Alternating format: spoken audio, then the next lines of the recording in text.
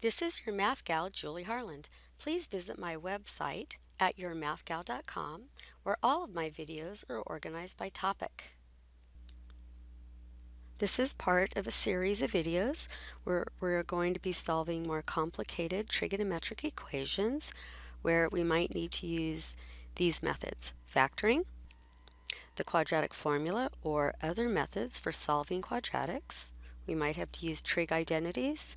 We might have to square both sides. We also might be dealing with multiple angles. Keep in mind that anytime you square both sides of an equation, it's essential that you check solutions for extraneous roots.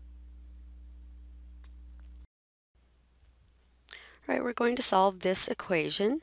2 secant squared x plus 2 equals 5 secant x. Now, one thing I notice is I have a secant squared and I have a secant of x, and I have a constant. This looks like a quadratic. For instance, if I set everything equal to 0, I have 2 secant squared x minus 5 secant of x plus 2 equals 0.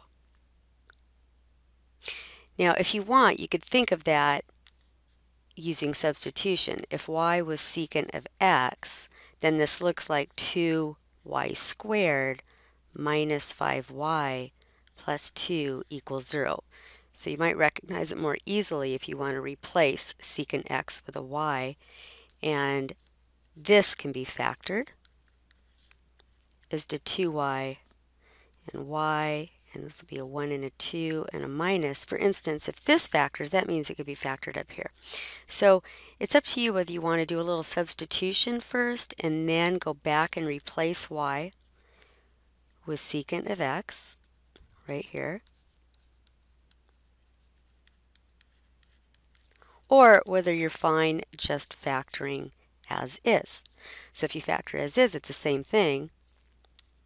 It would be 2 secant of x and a secant of x for the first in each parentheses, and let's see, 1 and 2 works, and both negative. So you have to remember how to factor your quadratics. All right, so this down here is just a way of doing it if it's easier for you to factor without seeing the secant of x. Okay, now let's go ahead and erase this temporarily because we went ahead and factored it like this.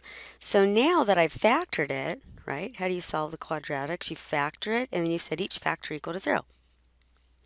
So 2 secant of x minus 1 equals 0, or secant of x minus 2 equals 0. And by the way, you could have also kept it as 2y minus 1 equals 0 at the very end, put in secant. I'm going to show you that at the end, how if you've done substitution, how it would take a little bit more space, but you end up with the same thing at the end. So I need to solve for secant. So I have 2 secant of x equals 1 by adding 1 to both sides and then dividing by 2. I have the secant of x equals 1/2. Remember what secant, one way of defining it is r over x, and x cannot be bigger than r. So there's no solution where the secant is between -1 and +1. Remember the secant, if you think of the graph, it's above the y values are either above 1 or below -1. Or if you want, you could rewrite this as the reciprocal of secant is cosine x. So this is the same thing as the cosine of x is equal to 2. Also, that's impossible. So if that's easier. So for this part, there's going to be no solution, right? That doesn't mean 0. This means no solution, right? There's no thing you could put in for x that will make that true. All right, what about over here? Secant of x equals 2. All right, you can think of that as 2 over 1. But again, a lot of people like to think of that. If the secant is 2, then the cosine of x would be 1/2. And remember, we're looking for places in 0 to 2 pi. So there are 2 places between 0 and 2 pi where the cosine is positive, quadrant 1 and 4, right? So cosine 1/2, let's see, so this would be a place and this would be a place, right?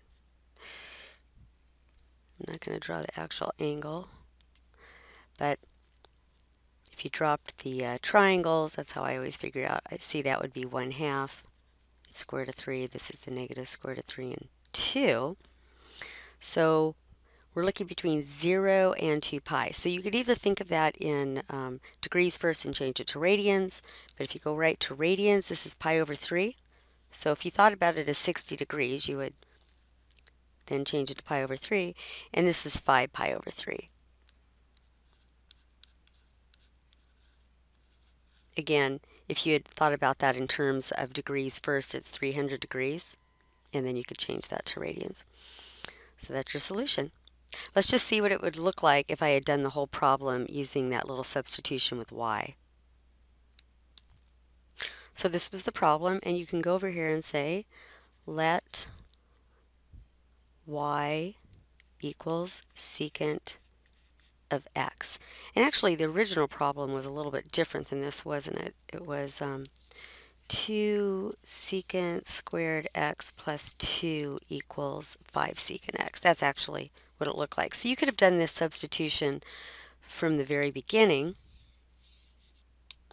by writing this. Let me just move this up so we got lots of space.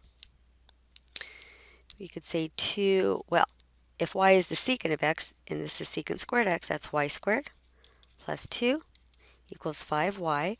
And then it's pretty easy to see that this is a quadratic. So we have 2y squared minus 5y plus 2 equals 0. And then we could factor.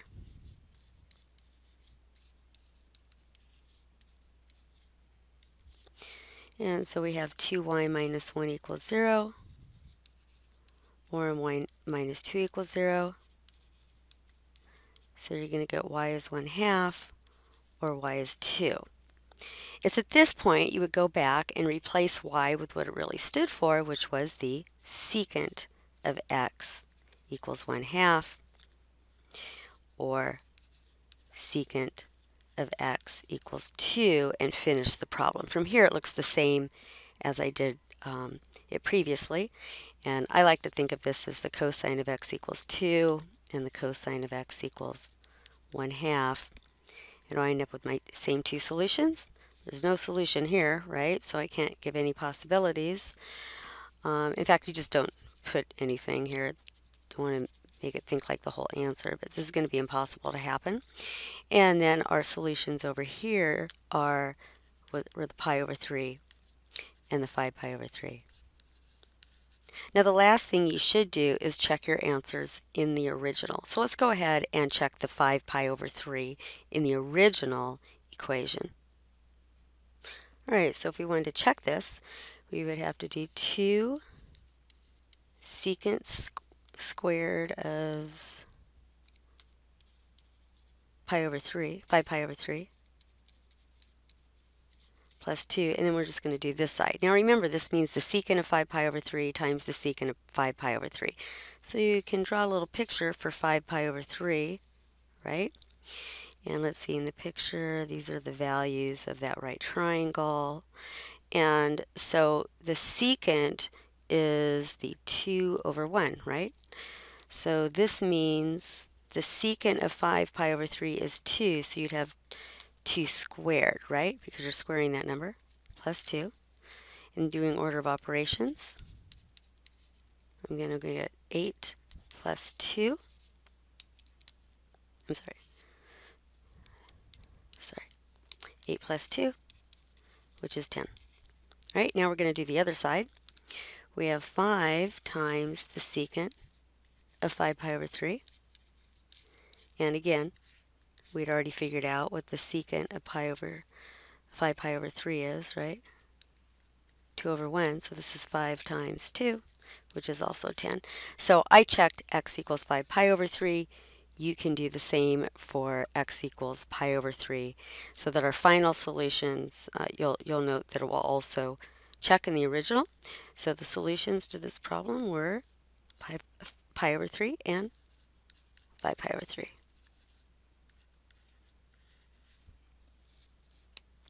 This is your math gal, Julie Harland.